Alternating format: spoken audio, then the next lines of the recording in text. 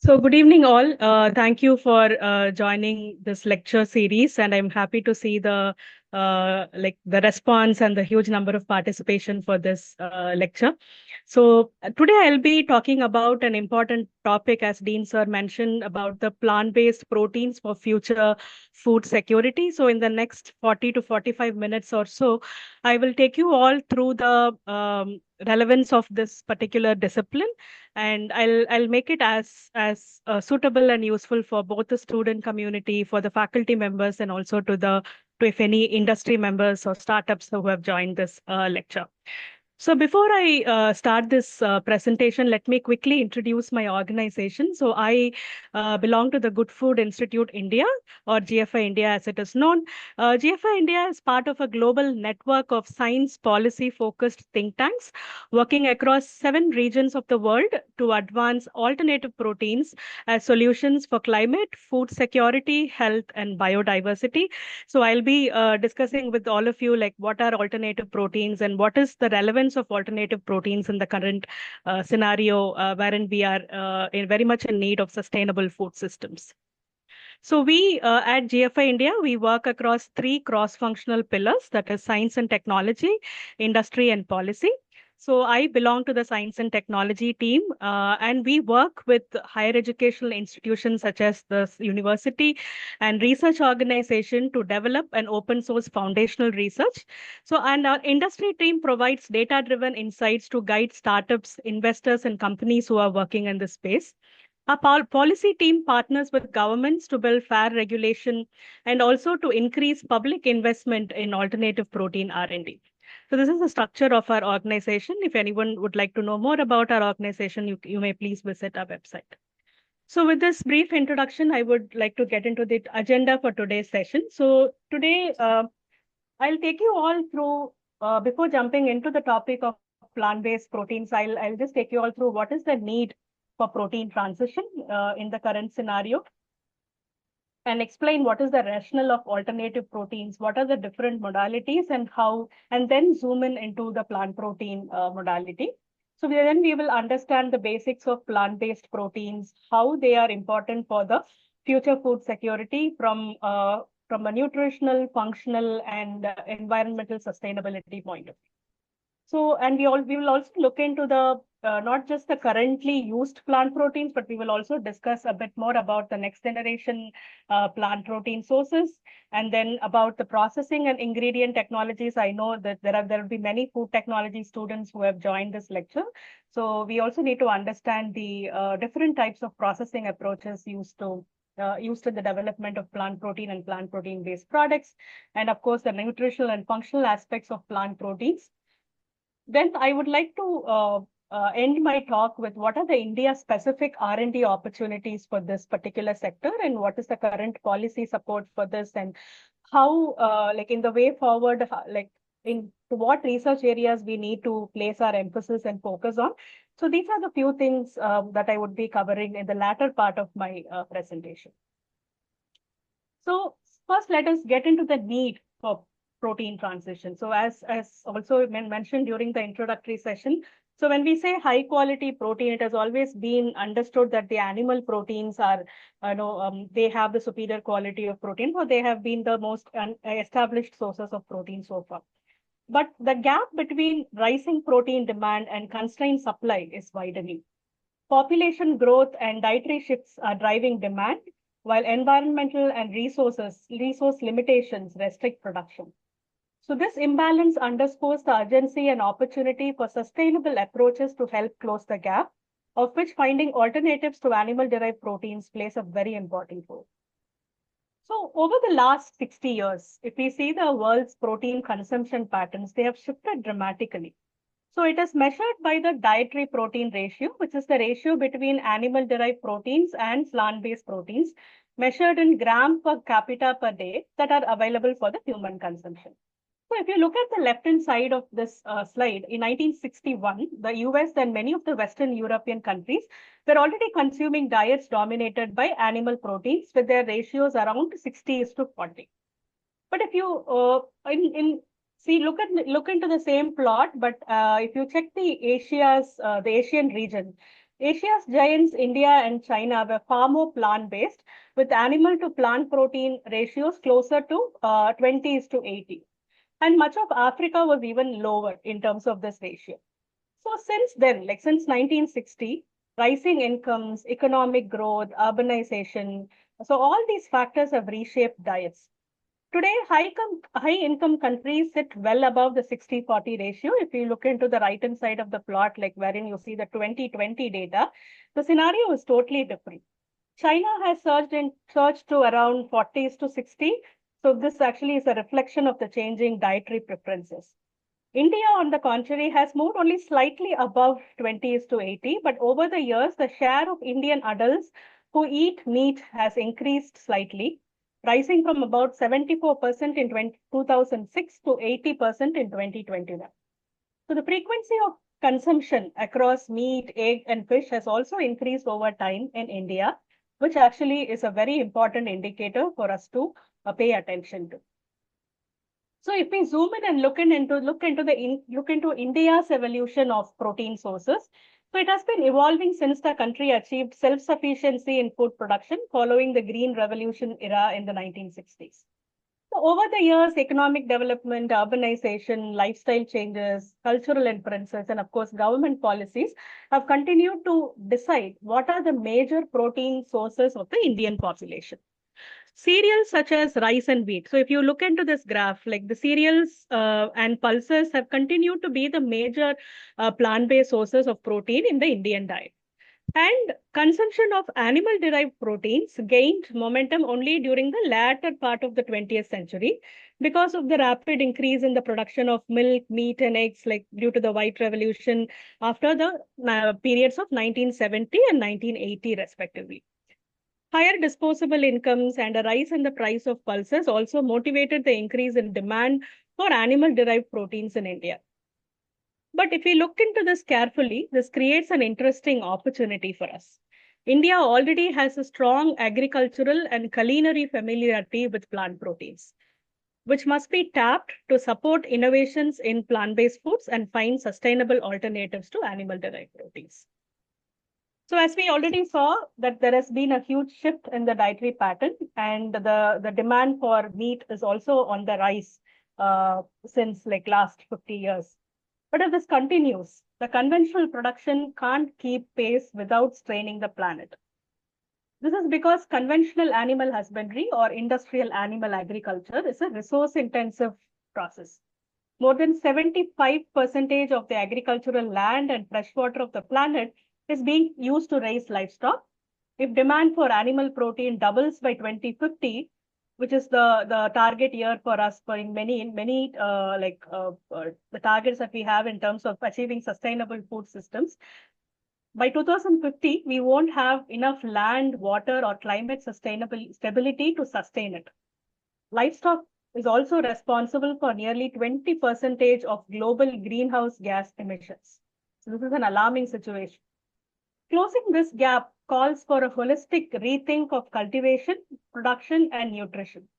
Only then we can meet demand while protecting our planet's future. So we should always think about food systems that are beneficial for the people, planet, and also for the profitability of farmers. So then we have this key question in front of us. That is, how will we feed nearly 10 billion people globally by 2050 while safeguarding the environment, public health, and our scarce natural resources? This is a very important question right in front of us. So from increased emissions and biodiversity loss to inefficient food to feed conversion in animal agriculture, and also the indiscriminate use of antibiotics, which leads to antibiotic resistance. So these are all concerns, and we need interventions that can address many of these issues simultaneously. So as the global population increases, we also need food systems that supply at scale to address the expansion in demand due to increased urbanization, upward mobility, changing demographics, etc. So what is the solution for all these concerns that we discussed so far? So it is to rethink the way that we make food. And it is not to ask the consumers to give up the food that they love, but it is to make the meat, egg, and dairy products in a more sustainable and efficient way. So in that manner, alternative proteins is a term of art that describes foods that are produced to provide the sensory experience of animal meat, but using plants, fermentation, or cellular agriculture. So these products are designed to taste the same or better than conventional animal products while costing the same or less. So the price parity. So from this definition, you can understand that there are three parities that are very important. So first is the taste parity, because taste is the king. Like consumers always interact with the product first by the look and feel and taste. So the taste parity, texture parity, nutrition parity, and price parity are those which are very important for this category of food products, which are intended to biomimic the animal-derived products.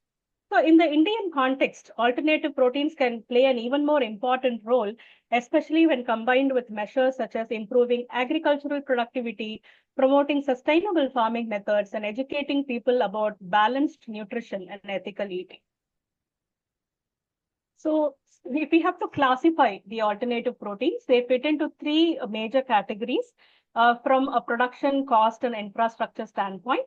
So it can be classified as plant-based, which is the topic of today's lecture, but it can also be derived through fermentation route or by cultivating animal cells in a controlled environment and developing them into tissues of our preference, which is tissues, muscles, and fat systems of our preference. So let's zoom in into the plant-based alternative proteins, which is the topic of today. So plant-based proteins are not new. So these are foods, to define them, these are foods built from plants, but designed to biomimic conventional meat. So they look, taste, and even cook like the real meat. But what is the difference? Why are we talking, or why is there an increased attention or focus on plant proteins? Because unlike the early vegetarian substitutes that were never meant to replicate meat, today's next generation options have to match the taste, texture of the animal-derived products while also offering benefits like fiber and complex carbohydrates. So this shift is not new. Like plant-based proteins have existed for centuries. What's different now is the urgency, because consumers these days are very concerned about their diet, about their nutrition, health, and some consumers they are also very concerned about the climate change, food security, and the impacts of industrial animal agriculture. So this has fueled a wave of innovation over the past decade, especially after the COVID pandemic, I would say.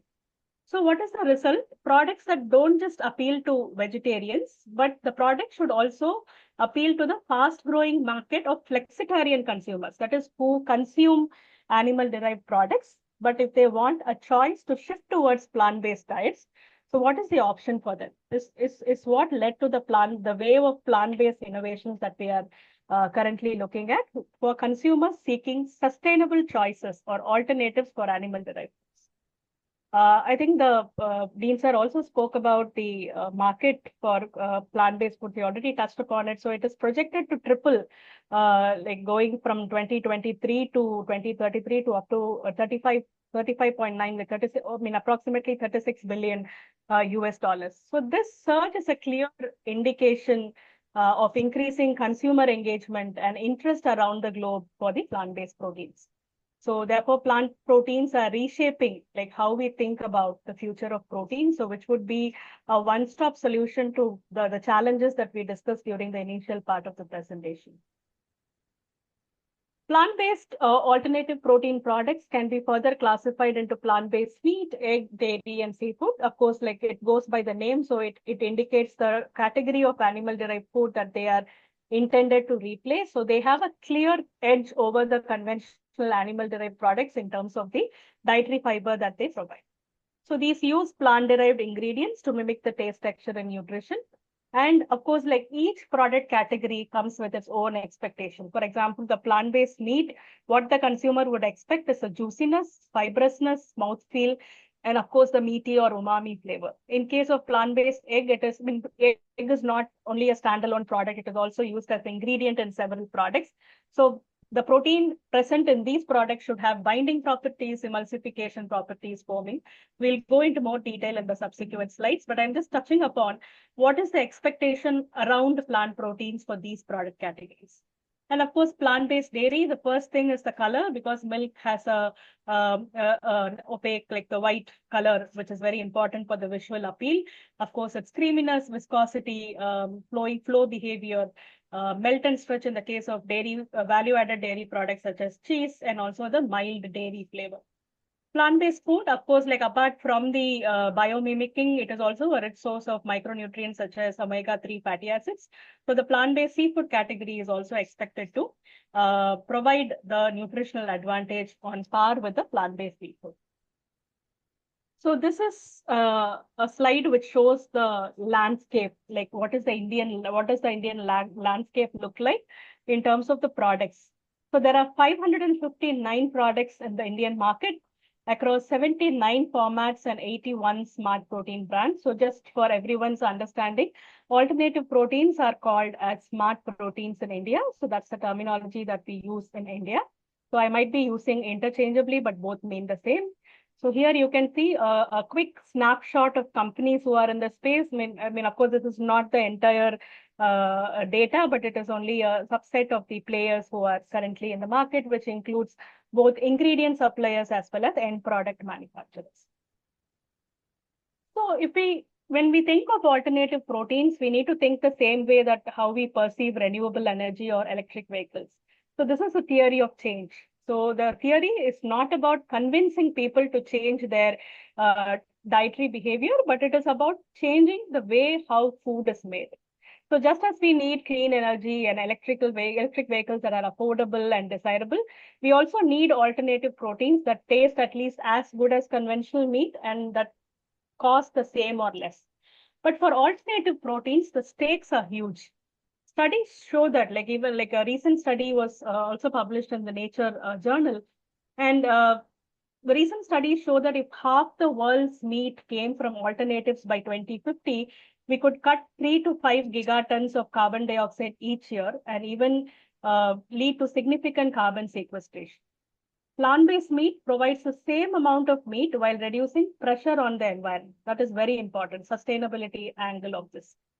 So GFI study, or like a recent life cycle assessment study, indicates that on an average, plant-based meat uses 79% less land, 95% less water, and reduces water pollution by 93% compared to animal meat. And this is not all. There are also other benefits, like it eliminates two major risk factors. Number one is the antimicrobial resistance and the pandemic spillover, because this does not involve any animal-derived proteins, use of antibiotics for the production of the alternative proteins, especially the plant-based meat products also. So, and it also reduces with the other concerns that we discussed in the previous slides. And for Global South, this is very important because Global South and particularly India, we are there to gain the most, because by easing land pressure and reducing resource usage, alternative proteins can also support smallholder farmers while building a more resilient global food system. So getting into the second half of the topic for today, like future food security. Because traditionally, food security was defined mainly from the point of view of calorie sufficiency, that is producing enough food to feed the population. But today, this conversation has evolved beyond just quantity of food that is produced. So future food security must also ensure nutrition security, access to diverse nutrient-dense foods that address protein and micronutrient deficiencies, and not just hunger. And protein security is becoming especially important as demand for high-quality, sustainable proteins rises with population growth and changing diets. At the same time, our food systems must become environmentally sustainable and climate resilient, because agriculture is also highly vulnerable to water stress, land degradation, and climate shocks. And importantly, food security must also be equitable and affordable. That is, nutritious and sustainable foods should be accessible to all sections of the society and not just the premium consumers, which is very important. So to summarize, the future of food security lies at the intersection of nutrition, sustainability, resilience, and inclusivity. And we'll see how plant-based proteins can play a major role in enabling this transition. So with this, getting into the definition of plant-based proteins. So plant-based proteins are proteins derived solely from crop sources. There are a number of sources like cereals, pulses, legumes, nuts, edible seeds, oil seeds, and tubers. So with amongst this, the question is, how do we select a source of protein for particular application? So there are different factors which are listed here. So first is, of course, the protein content and quality, how much of protein is present in it. And then, like, the content alone is not important. The nutritional quality, the functional properties of these protein sources are also very important. And of course, next comes the food safety part of it, wherein like allergenicity, intolerance, these are factors which needs to be considered while choosing a plant protein source. And of course, the consumer perception also plays an important role, because eventually, like, consumer is the one who judges the product and whether it is suitable for consumption or not. And when it comes to translation, like when the technology gets transferred from lab to the industry, there are many other factors that come into play. So first is the supply chain, the continuous availability of these plant proteins, and most importantly, how the functional properties should not vary from batch to batch. That is also very important. So consistent supply and consistent quality and nutritional quality, as well as functionality of these plant proteins, are very important. And then the regulatory aspects come into play. And of course, the cost. I mean, the cost per kg of the ingredient also plays an important role, because like here we have a challenge of establishing price parity with the animal derived products. So the cost of ingredient also plays an important role. And of course, the taste part of it, that is sensory, which comprises aroma, flavor, texture, mouthfeel, so color. And so these also play an important role in the selection of plant-based protein sources. So before we get into the details, there are certain myths around plant proteins. I'm sure many of you also would have come across these myths, right? That first thing is about the quantity of protein. So there are some negative narratives that say that plant-based sources do not have enough protein content. So, but that is not the truth. Like plant-based sources, they have the sources have a wide-ranging protein content. That is the truth. So it depending upon the application, we can choose which protein source we want. So as such, the protein content in plant-based sources range between 5 to 25%. So for example, like pulses have 20 to 26%, which is on par with like a chicken product, which consists of 23 grams of protein. And then comes the oil seeds and edible seeds, which goes up to 40 grams. And then, like recently, due to the International Year of Millets announcement in 2023, there has been a lot of focus on the indigenous millet varieties. Though they have lesser protein content compared to the other plant protein sources, they contain good functional proteins, which actually compensates for the low amount of protein that is present in it. A recent addition to this list are the leaf proteins, or also known as rubisco proteins. Like some of you must have heard about the rubisco proteins, which is actually a good source of proteins. It's available in abundance, but only the potential has to be tapped sufficiently to realize the advantages of that. But it has about 20 to 35 gram dry weight of protein per 100 gram, and the rubisco proteins are highly functional. And many of them, there are reports that say that they have equivalent functional properties to replace egg or egg-based ingredients in several products. So the next myth is that all plant proteins are incomplete. So when we say complete or incomplete, it refers to the amino acid composition. It is true that many of the plant-based protein sources, they do not have a complete amino acid composition. That is, they don't have all the 9 essential amino acids like the animal-derived proteins. But there are certain sources, like which I have pointed out to a few. For example, soya has a complete amino acid profile, but others such as finger millet, quinoa, buckwheat, they have a balanced amino acid composition. So it is not true that all plant proteins are incomplete. And the third one is the toxicity of plant proteins. That is how like common man understands that like toxic, but that word probably comes from the anti-nutritional content of the plant protein, which is one of the important challenges associated with plant proteins. We'll look into more about it in the later slides. But there are solutions like these anti-nutrients or toxins, they can be destroyed when the right kind of processing is used. Like it could range from simple processes such as like sprouting, soaking, boiling, cooking. So these are some of the practices that we normally use in households. So these can be reduced. So it is not true that plant proteins are toxic. So since our discussion have always centered around the difference with plant proteins, so compared to animal proteins, plant proteins differ in their differ in their size, amino acid composition, digestibility, and functionality. So plant proteins are mostly storage proteins in terms of their function. They have large and compact structures, but animal proteins are structural proteins with globular structure. And then we have already discussed about the essential amino acid composition, and then seen that what are the plant sources which are exceptions to this. And then plant proteins are typically more hydrophobic. To give it in simple words, they are not water loving. So they tend to aggregate and be less soluble and flexible than animal proteins, which is actually a challenging aspect while developing food products from plant proteins and their sensory quality. So for example, the mouth feel, the juiciness as we perceive in meat in animal proteins is very different from what we perceive in meat. So it needs appropriate processing and functional modification approaches to get the equivalent succulence or juiciness in the plant-based meat product, which is mainly because of the hydrophobicity of plant proteins.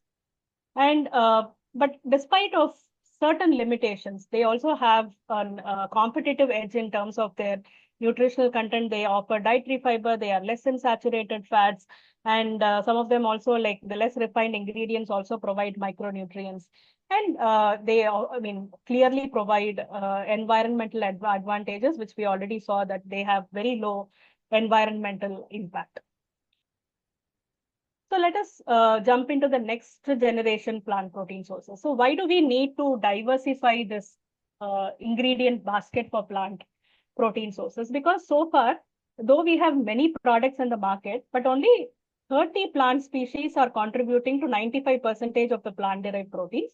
It only has only we know sources such as soy, pea, and wheat gluten that are widely used for the plant-based products, not just alternatives, but also the other products. These are the predominant plant protein sources that are used.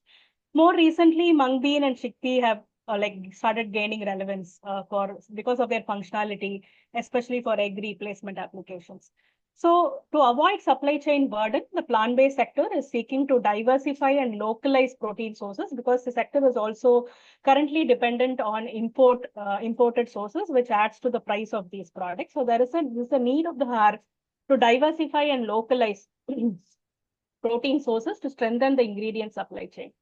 So though that is the reason we are in an urge to explore India's indigenous and underutilized crops, because these offer an opportunity to diversify the ingredient basket for food applications, and particularly the alternative protein applications. And they can also improve supply chain resilience, sustainability, and cost efficiency. So the first option is the underutilized crops. So underutilized crops are those which were traditionally used, but currently they have declined in prominence, but they are gaining global interest due to their climate resilience and lower input requirements compared to major commodity crops. So there are several examples for underutilized crops, including traditional pulses, millets, oilseeds, and legumes, which are native to India. A lot of research has been going on in different institutions on these underutilized sources. They have understood the protein content and the variety-wise protein content of these underutilized crops. But the key challenge lies in understanding the functionality and developing applications for these underutilized sources. So this is where the opportunity also lies. And we also need to improve the yield, because ultimately, if it has to be transferred for industrial application, they should be available in sufficient quantity. So their yield should be improved, and their processing infrastructure should be improved. But despite these challenges, and exploring underutilized crops represents an important opportunity to diversify protein sources and strengthen the domestic ingredient supply chains for plant-based foods. So apart from the underutilized sources, what are the other sources of plant proteins? It's the agri-food industry side streams. So which could be either at the farm level called as the agri residues, or it could be byproducts from the food industry. Because during food processing operations such as oil extraction, grain milling, brewing, or food processing, large volumes of byproducts are being generated, some of which are listed here. So these materials are often discarded, or they are used for low value applications, just dumped into landfills, or used for gardening applications, which are low value. But many of these side streams contain significant amounts of protein and also other, not just proteins, but they also contain other valuable nutrients. So examples relevant to India include oil seed cakes and meals from soybean or groundnut processing, rice bran, brewer's spent grain. So these are some of the India-specific examples. So recovering protein from these materials can help increase the protein availability and sustainability across the food system. So it also contributes to the circular bioeconomy. Instead of a linear economy, if we switch to circular economy and a net zero processing, it gives us a lot of advantages. So just to give you an example, this is part of my work wherein I had worked on spent coffee grounds for to extract proteins for plant-based food applications. So spent coffee grounds is a byproduct from the instant coffee industry. So for every 1 kg of instant coffee produced, 2 kg of spent coffee material is produced. Then you can understand the momentum of or the importance of such an unavoidable food supply chain waste. So like I said, to understand what is the protein potential of these spent coffee grounds, and got like when we try to understand the composition, it was a rich source of proteins as well as polysaccharides, and a mixture of this showed potential for emulsification and foaming applications for food industry. So the isolated protein fractions were tested as egg substitutes in cakes. So they were very powerful foaming and emulsification agents, which I have mentioned the percentages there, how potent a foaming and emulsifier agent it was. So it was able to replace in one batch of cake, say for example, in a small batch of cake, it could replace 0.05 ml of this protein extract could replace 4 eggs in a batch of cake. So this is the potential of this protein ingredient derived from spent coffee material. So this is something interesting which I wanted to share because I am sure that students are also attending this lecture. So GFI India runs a fellowship program called as a Spark Fellowship Program, which is a Smart Protein Advanced Research and Knowledge Fellowship, which is intended for master students who are pursuing their degree in food technology, biotechnology, and other allied disciplines. So we started this fellowship in 2024, and we are running the third batch.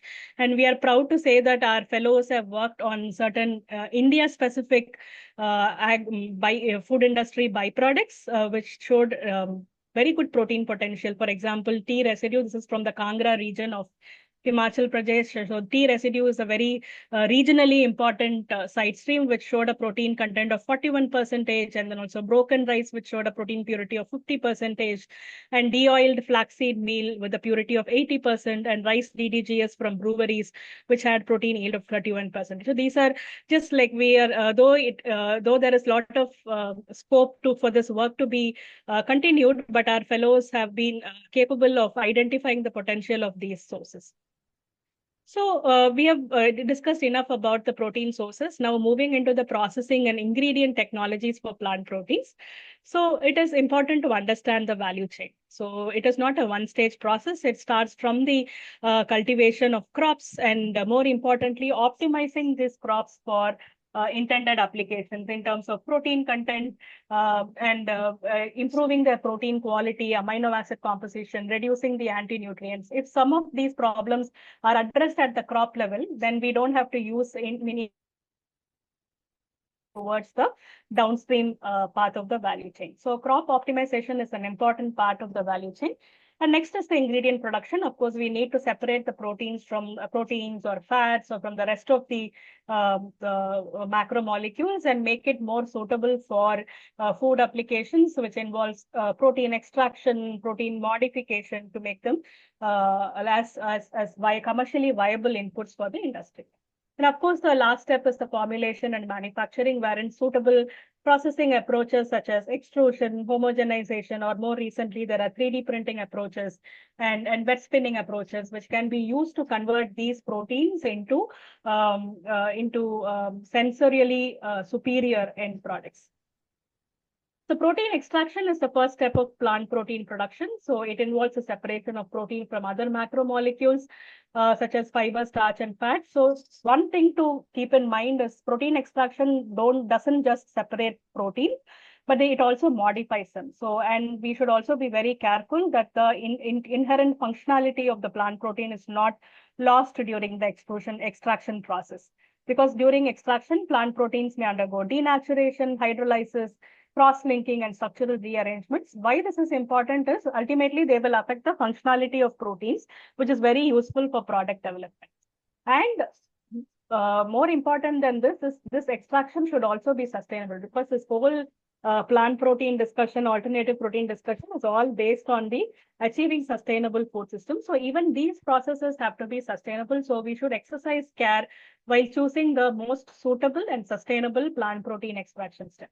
So there are different the types of protein ingredients depending upon the purity of protein they have, starting from flour, which has about 40 to 50% protein, then the concentrates which have 50 to 60% protein, and then the highest purity pure form are the isolates, which have more than 85 to 90% protein. So depending upon the principle of extraction, plant protein extraction could be differentiated into two types: dry fractionation and wet fractionation. So dry fractionation is based on physical parameters such as size, density, particle size and density of the protein particles, whereas the wet fractionation is based on the difference in solubility of proteins at different pHs. So of course, I'm not going into the details, but the point to be noted here is air classification or any dry fractionation technique is more sustainable because it does not involve water usage or harsh chemical usage such as the alkali extractions. This is the most commonly used wet extraction method. So these are some of, and in terms of functionality also, the air classification technique has an edge because they have very less harsh effects on the protein, so they intend to preserve the functionality. But of course, in terms of purity, wet fractionation has an edge over the dry fractionation. So these are some of the differences between plant protein concentrate and isolate. Of course, like when the purity increases, that it tends to have milder flavor, smoother texture, higher digestibility, but at the expense of the degree of processing and the resource requirement. But one thing to keep in mind is not all products require a protein at an isolate level purity. So depending upon the product requirements, we can choose either flour, concentrate, or isolate and try to make use of the other components present in the protein ingredient for functionalities such as binding, texturization, etc. So just one point which I want to make clear is not all products require an isolate level purity. And the plant-based protein manufacturing, of course, as I explained, is complex, especially when it is like wet fractionation. It involves use of alkali, use of acids to obtain the right pH at which the protein precipitates out. So, and then of course, in case of wet processes, it involves a series of downstream processes such as ultrafiltration, centrifugation, then followed by drying to all get the concentrated source of protein and also a pure source of protein. So this all contributes to the resource efficiency of this process, and this is why less refined ingredients are like, they hold importance. So this is a study which shows that less refined ingredients have a lower environmental impact. So conventional protein isolates are highly refined.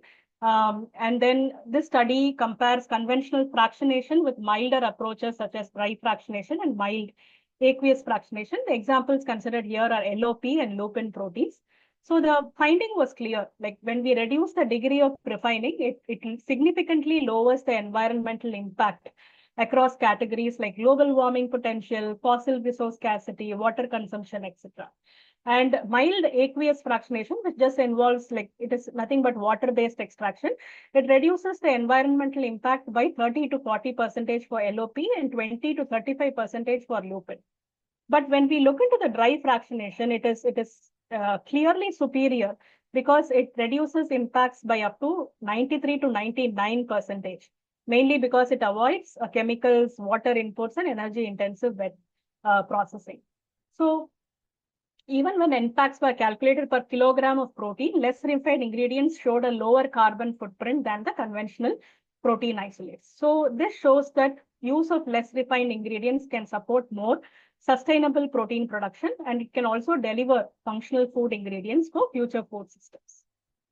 Then moving into the nutritional and functional aspects of proteins. So nutritional quality of proteins is also very important because we have clearly, like, consumers are very like aware of the nutritional quality of the product. So it is not just the quantity, but it is also the quality that matters. So we need to understand the amino acid profile of protein sources, and of course the 9 essential amino acids which we are supposed to derive from the dietary sources. And as we know, like, cereals are deficient in lysine, pulses and legumes are deficient in sulfur-containing amino acids, and therefore sometimes, like, blending them in a suitable concentration will help achieve a balanced amino acid composition. And of course, WHO has recommended the use of the digestible indispensable amino acid score, or DIAS, as the golden standard to determine protein quality score. So earlier it was PDCAS, and now it is DIAS. So and how much it is bioavailable. So it is not just about the content. In a protein, food can have like 30% protein, 25 to 40% protein, but how much is bioavailable is the question. But plant proteins are clearly not very far away from the animal-based sources, which this slide shows. And so at the isolate level, we get like very equivalent protein quality and digestibility compared to animal-derived proteins. But of course, there are factors that influence bioavailability, such as the primary processing, like secondary processing, which are used for processing these products and converting them into end products. So I have listed a few secondary processing here, like soaking, like especially in the Indian context, right? Like soaking, sprouting, pressure cooking, roasting, and of course at the industrial scale, extrusion. So these all can have influence on the bioavailability of the proteins.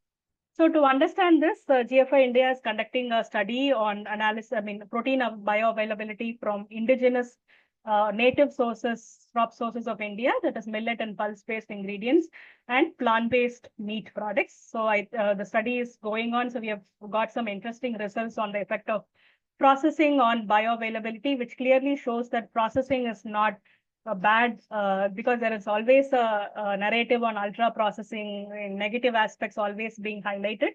But processing is not bad. So processing just helps to eliminate the negative aspects and improve the positive aspects, which we are trying to establish evidences based on this study. So maybe like in other next 3 months, we'll have results out from this study. So moving on, apart from nutritional aspects, the other thing which is very important is the functional aspects. So when it comes to functional properties, there are many different functional properties. Of course, the base functionality is the solubility. And based on that, we have other functional properties such as foaming properties, emulsification properties, gelation, swelling capacity, oil absorption capacity. So all of which determines the performance of the plant protein ingredients in a product. I mean, I'll just give one example. For a plant-based egg product, we know like egg, the gelation of a conventional egg product. So when we tend to replace an egg product with a plant protein should also is expected to have a comparable gelation property so that we get the intended sensory properties. So when a protein, depending upon its solubility, all the other functional properties would also change. So having understood the nutritional and functional properties, there are certain challenges also associated with plant proteins, which is very important to understand because as a food technologist, as a processing specialist, we need to know what are the challenges and how to tackle it. So what are the challenges associated with plant proteins? It is the taste. I mean, many of the plant protein sources are associated with beany flavor and saltiness. Saltiness mainly comes from the alkaline extraction process during the neutralization step. And of course, when I explained the differences between plant and animal proteins, I also mentioned about the dryness imparted by the plant proteins, which affects the mouthfeel and texture.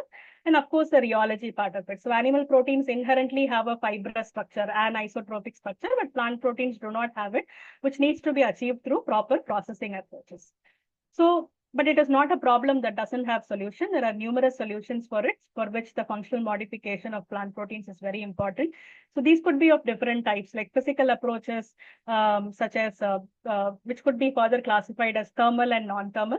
The commonly used thermal approaches are heat treatment and extrusion. Non-thermal approaches are high pressure processing, cold plasma, ultrasonication, etc.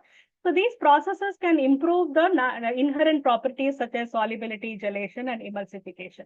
And of course, there are chemical conjugation where the protein molecules are conjugated with other molecules such as polysaccharides. But of course, the industry wants to move away from chemical methods to more towards the physical modification methods. And of course, biological treatments are very efficient in that way. For example, the enzymatic processes where enzymes are more specific, so hence they are faster than many physical and chemical interactions. So they might be favorable where physical approach or chemical approach would not work. So apart from that, there are like other approaches such as plant protein complementation, which I touched upon earlier, is blending, strategically blending the plant proteins in suitable proportions to achieve the desired nutritional and functional aspects. And since I have talked about enzyme technology, I'll just focus on the fermentation. Because fermentation, the beany flavor of plant material can be reduced by using the fermentation process. So researchers have shown that the soybeans off flavor characteristics were reduced after fermentation using certain microbial species such as Cluveromyces, Bacillus species, because these microorganisms, they degrade the lipoxygenases, which act on polyunsaturated fatty acids to generate the beany note. And of course, some fermentation approaches can also lead to production of additional volatile compounds, flavor compounds, that tend to mask the undesirable ones. So there are two routes. One is masking, other one is eliminating acting on the enzymes that lead to the undesirable compounds. And of course, we have advanced technologies such as encapsulation, emulsification, microgelation, and oleogelation approaches, which are more of kind of structured approaches to encapsulate and control the release of these plant-based ingredients so that they are perceived in a desirable manner in the end products. So we also spoke about plant protein complementation. So this is actually to improve the utilization efficiency of poor quality proteins. Of course, there are different factors that can be used as criteria for combining proteins, mainly the protein content and quality, nutrition, and the functionality. So I'll just give few examples. So these are few well-known examples of protein complementation, say combining a pea protein with a potato protein, because each bring different values to the table, right? So in terms of their emulsifying, heat gelling properties, in terms of their amino acid profile. So for example, rice being a cereal is deficient in lysine, chickpea is deficient in sulfur-containing amino acids, but if you bring them both together, it will lead to a balanced amino acid composition. So coming to the most predominantly used processing method. So, I am just highlighting extrusion here because it is the most used process for plant-based meat production, which is a thermomechanical process wherein proteins are subjected to heat and pressure to change their conformation when they pass through the extrusion to convert them into textured products. So the proteins undergo like conformational changes when they go through the extrusion process, and they get converted into a viscoelastic mass, which can then be aligned in a fibrous, in a linear direction, a longitudinal direction, to generate texture that is very similar to plant-based meat. So we have seen what is the current scenario, what are the different technologies used. But what next? What are the specific R&D opportunities for India, and what is the kind of policy support that is available to promote these innovations? So to go more into it, so we have published white papers and also idea repositories. Since the time is limited, I am just sharing the salient findings from our recent white paper. This is a white paper on R&D priorities and crop optimization for smart protein applications, which actually like lists what are the different areas that we can work on, especially on diversifying the ingredient sources by tapping underutilized resources, improving crop protein quality, micronutrient quality, digestibility of these proteins, and improving the extractability of proteins from these plant-based sources by modifying the size, like seed coat thickness and all at the crop level. And of course, this is a era of AI and ML. So how we can leverage AI ML to achieve crop optimization. So these are the few technology areas that we have identified in this crop optimization white paper. And and this is our smart protein repository, wherein we have listed, like in the plant-based section, you can see 11 priority areas for which Indian researchers' contributions are very much important. So if we work in these areas, we can solve many of the challenges faced currently by the food industry. So these are few of the approaches that I have listed here in terms of ingredient development, ingredient optimization, development of novel texturization technologies, and also utilization of agri-food industry side streams for as protein sources. So anyone who is interested can look into the GFI India Smart Protein repository. And of course, there is immense policy support thanks to the Bio E3 policy, which was announced in 2023, in which GFI India also played an important role in incorporating smart proteins as one of the 6 thematic sectors of biomanufacturing. And of course, in the budget 2025-26 center around 6-year pulses mission for self-sufficiency. These are very important to nurture and support plant-based protein innovations. And of course, in Maharashtra, the government has partnered and we are a knowledge partner and to launch a commodity stewardship council for pulses. And in Karnataka, alternative proteins are now officially recognized as a pillar of the state's bioagriculture strategy. So these are some of the recent developments, but it's a long way to go, and we have like lot of work going on in this direction to bring in more of government support to promote more R&D in this area, and we are very hopeful that we'll have many more such initiatives in the future. So I would just conclude my talk by summarizing what we have in the way forward. So what is more important is precision processing for nutrient density and bioavailability. So we've already understood it's not just the quantity, but it is the quality that is very important. And we are also at the need of the hour to avoid or to prevent micronutrient malnutrition. So these are the few areas that we can focus on to improve the nutrient density and bioavailability of plant-based foods. And second is clean label ingredients, because both the food industry and consumers prefer clean label ingredients, and no one wants to see a long list of food ingredients on the back of pack label. So for that, we need to develop highly functional proteins, very recognizable ingredients, but at the same time, taking care of the sustainability aspects. And third and of utmost importance is a circular resource efficient processing for sustainable food systems. So that I think I have discussed enough, but there are many, there is enough scope for improvement in these areas to achieve more circular economy and sustainable processing for developing plant proteins. So with these thoughts, I thank you all for your kind attention and hope this lecture helped you gain some understanding of the plant proteins, and I would be happy to answer if you have any questions. Thank you. Thank you, ma'am, for such an enlightening and innovative, informative session. Your insight on sustainable protein alternative, food innovation, and future food system were truly inspiring and highly beneficial for all the participants. We shall now move to the interactive question and answer sessions. Participants have already posted questions, and you can raise your hand. We can take some of the questions live as well.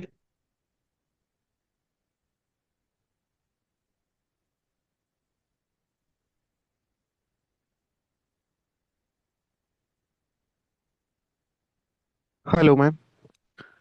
Yes. Good evening, ma'am. I have a question. As India is a diverse nation with different type of culture, so how this can be a challenge for the people of India to adopt the plant-based protein? As we all know, the diet is directly establish the relationship with the festivals as well. So there are very festivals which are totally dependent on animal-based protein. As of now, we can consider the Eid ul Adha, Eid ul Bakrid, anything like that. So how can plant-based protein can be a challenge in celebrating the festival, and not only festival? There are certain kind of things like can it solve the problems of athlete that more often the plant-based protein system has already been in the uh, Google, or we can say that yeah, it has been reaching to the words of mouth to various people, but somewhere the athletes are not accepting it more or less. So how can we look into that, and can we solve that problem? Thank you, ma'am. Well, this is a very important question because, as you said, India's culinary diversity is also very varied. Every 100 kilometers, you have your food like preparations change, cuisines change, but this is, while it is a challenge, it is also an opportunity for the plant-based sector. So this is also the uniqueness of India's plant-based sector. So if you look at a Western plant-based meat product, they just have like burger patties, sausages, nuggets. Probably there are 3, 4 categories. But if you look into the Indian plant-based ecosystem, like plant-based products, there are 17 different formats, like starting from keema to curry to samosas. So I think this is an opportunity for food technologists to innovate in terms of product reformulations and making it more suitable for the Indian palate. Okay, so this is not a challenge, but I would rather consider it as an opportunity to develop different kinds of products, because for each of these product formats, you need proteins at different functionality also. A protein which might be suitable for a sausage may not be suitable for a keema or a mince, right? So it also adds to the opportunity. And to answer your next question, yes, like food is like part of the culture. And that is when we talked about this festivals, and there is also like other festivals wherein like people don't consume meat for a certain period of time. So this happens where, but people crave for, who are used to the taste and texture, they crave for these products for which, the plant-based products offer an option. So earlier there was no option like this, but now, so you must have heard about like when during Navratri celebrations, there are like plant-based festivals that happen, which actually like gives complete plant-based options to those who want to switch for that particular due to cultural or religious reasons. So these are opportunities rather than challenges. And I think like Indian companies are also doing a great job in terms of, finding local sources and developing recipes that are more suitable for the Indian consumers. So I think that is an advantage rather than a challenge. Okay, thank you, ma'am. I request participant to keep your questions short. Yeah, next question. Good evening, ma'am. Good evening. Ma'am, I have a small Name question. and your institute. The plant-based Participants, meat. please tell your name and institute before taking question. Yes, sir. Yes, sir. Sir, my name is Anand Kumar. I am a research scholar from Institute of Agribusiness Management, Bikaner. Please. Sir, Please ask the question. ma'am, I have a query about plant-based meat analogs or alternatives, whatever it may be.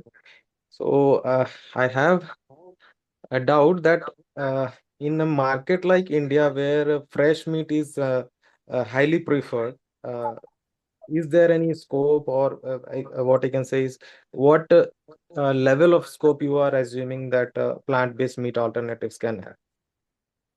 Okay.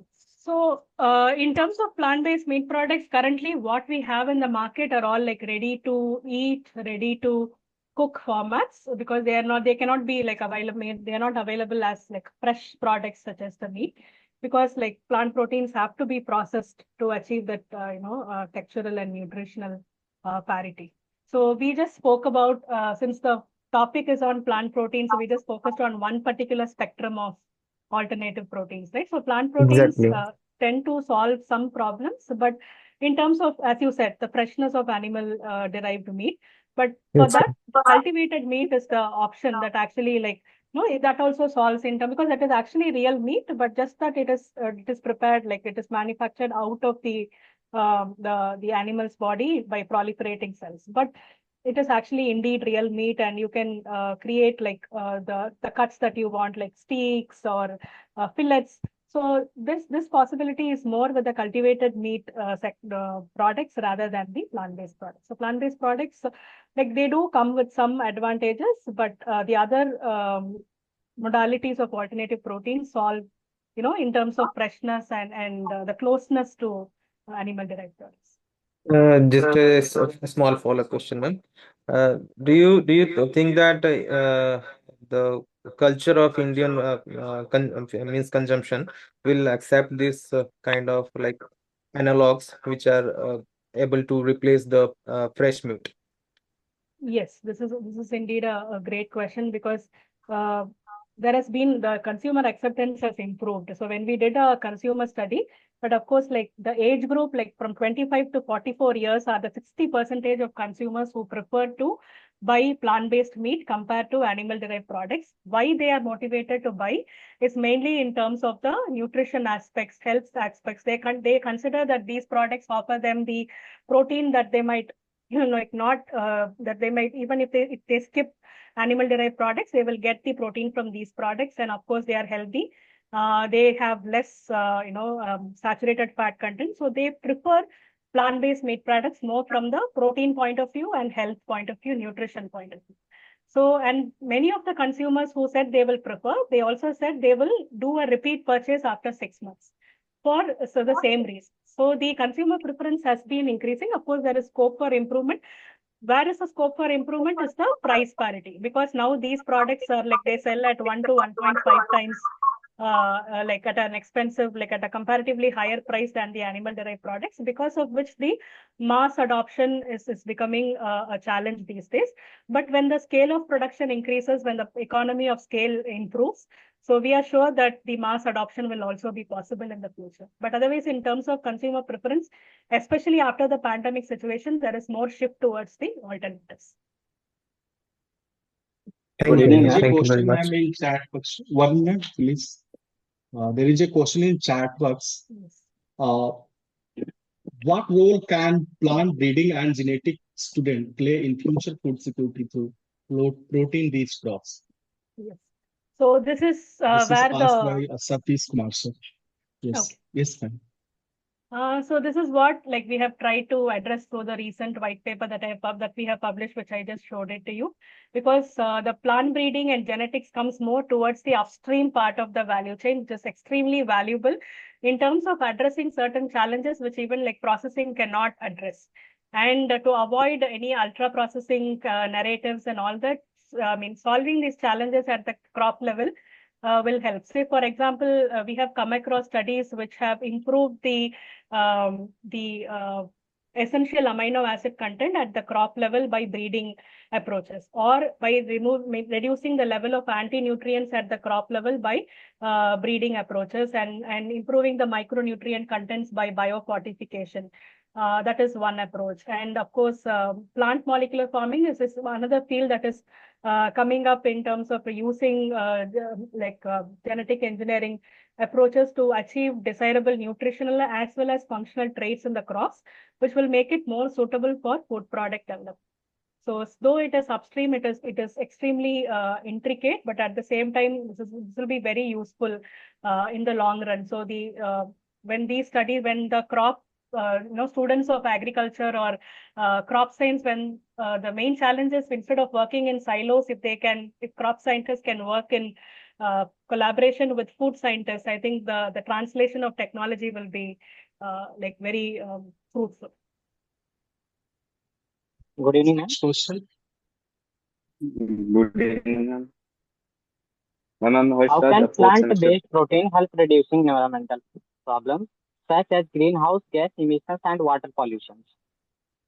Yeah, I think I mentioned the numbers in my presentation. So because these do not involve, so industrial animal agriculture involves rearing the animals and control, like in the factory environment, and like in terms of the excretion from the animals and all, like it contributes to a lot of greenhouse gas emissions, so which is completely absent in the case of plant-based products. And in terms of water efficiency also, we have already seen that it can cut down, say if we compare plant-based meat, like a chicken alternative with a conventional chicken, it can on an average cut down about 70% of the land and water use, and 90% of the environmental impacts such as greenhouse gas emissions and all of it.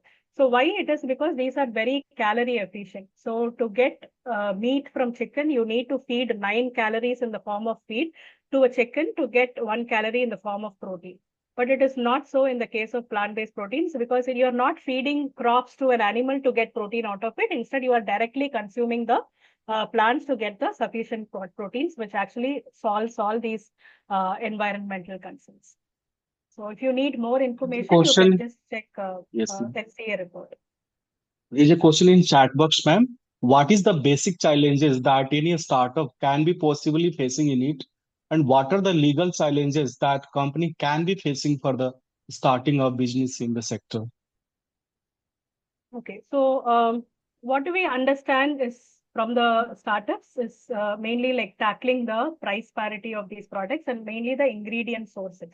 Because since most of these products are imported, there is an import burden, and also there is since soy is used in more than 30% of the plant-based meat products, slowly it is shifting towards a supply chain burden, and also like imported ingredients add to the price. So these are some of the challenges faced by the like the startups or whoever is working in the space, mainly in terms of ingredient availability, achieving the price parity, and of course the taste parity. But I would say like companies have come a long way in terms of achieving taste parity. And in the case of dairy, even price parity has been achieved. Even like some a company has achieved like a plant-based dairy products which sells as 54 rupees per liter, which is on par with the dairy. So these are some of the challenges in terms of ingredient sourcing and achieving consumer satisfaction for sensory aspects. So these are the challenges faced by them. In the case of plant-based, I mean, there are no regulatory challenges because most of these plant-based sources we consume maybe like in alternate, just the positioning changes as alternatives, but many of these plant-based proteins are used in our daily life. So they don't face any regulatory hurdles. But in the case of like fermentation and cultivated meat, so there has to be need more regulatory understanding, clarity achieved. But in the case of plant-based, we don't have such limitations. But when it has to be exported, there should be a good understanding of what is the export requirement of the other countries, and then prepare our products accordingly, which can meet their specifications. So that is also one of the bottleneck faced by the Indian industry. But there is, I think, like we also support companies who have questions or need guidance in this regard. We can take few more questions, one or two, because already we crossed Good one evening. and a half. Good evening. hours. Good evening, Dr. Ma'am, Padma. Actually, there are Yes, yes, sir. 58. I see that there are 58 chats. Means there are many questions to come. now, sir, Actually, one that last was very question. inspiring. It was very innovative, and the spark that we thought that it will get into the head of the students, that got into through this lecture. So maybe we can ask the means if Padma permits, then she can share her email ID and the Yes. question Yes, sir. that is coming from the students. If possible, she can reply to those. Yes, yes. I will share my email ID. You can send mail to me. I will forward to ma'am, and then we'll get back. Yeah, I'm happy Sir, to share my Questions, email one or ID. two questions. I've Ma'am, dropped it in one the last. chat box. Good evening, ma'am. One last question. Yes. Good Ma'am, evening. I'm Yes, Harsh yes. Raj, Go ahead, a please. food technology student in RPCAU Pusa. Ma'am, my question is, whey protein is often considered superior protein supplement because of its amino acid profile and leucine content. Ma'am, do you think that plant-based proteins can compete with whey in that aspect? There are several products. Even last week, there has been one product launched by Tata Group, and it was there in the social media, which is a combination ma'am. of brown rice, pea, and it has Yes, ma'am. superior protein quality on par with mainly for those who use whey supplements for sports and nutrition purpose. I think like that barrier we have crossed. We have identified suitable plant protein sources that could be alternatives for whey, and even in terms of price and I think that question has been resolved. Ma'am, if you had to recommend one protein supplement for a college student trying to build muscle on a budget, would you suggest whey protein or plant-based protein and why? Of course, it depends on your choice, but when we have to compare nutritionally, but one thing I would say, like one plant protein might not solve, they might provide all the aspects that is expected. So if there could be a blend of proteins, for example, like so as I said, right, like a rice protein, a pea protein blend along with soy, or even like yeast proteins are coming into play, which are very nutritionally superior compared to whey in terms of they have complete amino acid composition. So, I would say a combination of such sources such as yeast, rice, and pea can definitely give a budget-friendly but a clean protein source. And ma'am, what about taste? Because I have tasted both whey protein and pea protein, but the pea protein that was unflavored. Yeah, the beanie note that comes with it, I think that is, I mean, I also mentioned it as a challenge, but there are some products that come with flavors, like encapsulated flavors and all that, which can help. And also, like if we use the extraction process appropriately, we can also address the um, uh, taste challenges associated with plant protein. But of course, there is scope for improvement, which is not denied. Thank you, ma'am. It was really good interactive sessions. Thank you all participants. Now I would like to call upon Nikta Mishra, Assistant Professor, Department of Food Technology, deliver vote of thanks. Thank you, Dr. Pinto. Am I audible? Please, yes, ma'am. Please. Thank you. Respected convener, organizing secretary, coordinators, co-coordinators, and distinct faculty members, and my dear students. It's my great privilege and honor to propose the vote of thanks on behalf of our institution. First and foremost, we extend our deepest thanks and gratitude to our distinct person, our guest lecturer or expert lecturer, Dr. Padma Ishwarya S, ma'am, for gracing us with our valuable presence today. Doctor brought us with her not just years of rigorous research and academic excellence, it's a rare ability to transfer complex scientific knowledge into a scientific concept with a clear concept that plant-based proteins. What is the future of the plant-based protein? What is the ongoing research on the plant-based protein? And what is actually the plant-based protein? So we're truly grateful to our depth of knowledge, the clarity of presentations, and the passion which we address each aspect of the subject from nutritional significance to the innovation driving into this extraction and application and the industry that applications based on the plant-based proteins in food industry. So the insights, she truly emerging technologies, functional properties, and growing global demand for the plant-based proteins. So our sincere thanks to her. So she devoted her time to the giving the expert lecture on this topic and answering the question very patiently and responses very informative way. So I encourage ma'am your efforts for the delivering this special lecture and your curiosity and critical thinking for the lecture, delivering your lecture. And also I a heartfelt thank to our dean of our college, Dr. Asupaya sir, and our head of department, Dr. Vishal Kumar sir, all the coordinators, co-conveners, and organizing secretaries. So thank you all. Thank you, students, for the listening very carefully and asking some important questions regarding the plant-based protein and their valuable uses, application in the industries. So thank you so much. It was really great to hear you, ma'am. Padma, ma'am, it's great to hear you, ma'am. And we are fortunate to hear you. Thank you, With Dr. this, Pinto. we come to end of today's webinar. On behalf of Department of Food Technology, College of Agriculture Engineering and Technology, RPCAU Pusa, I extend heartfelt gratitude to our respected speaker, dignitary, organizing team, and all participants for making this event successful. Thank you, everyone, for your active participation. We hope you soon. We again in future academic direction will meet. Thank you, everyone. Thank you. Thank you. You can leave the